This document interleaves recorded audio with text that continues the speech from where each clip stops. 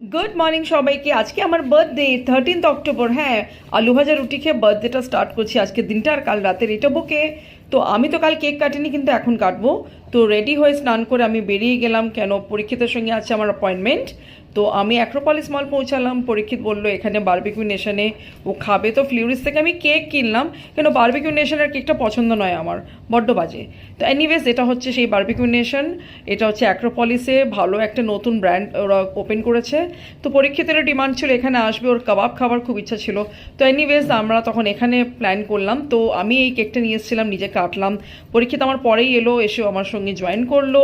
তো দুজন মিলে আমরা একটা ছোট্ট পার্টি করলাম, আমাকে খাওয়ালো। এনিওয়েজ তো ওখানে তো মানে কি হয় না, এক জায়গায় সব রকমের মেনু পাওয়া যায়। তো কর্ন, আলু টিক্কি, অ্যান্ড এখানে কর্ন ছিল, মাশরুম, পানির অ্যান্ড ননভেজ কাবাব সব তো ছিলই।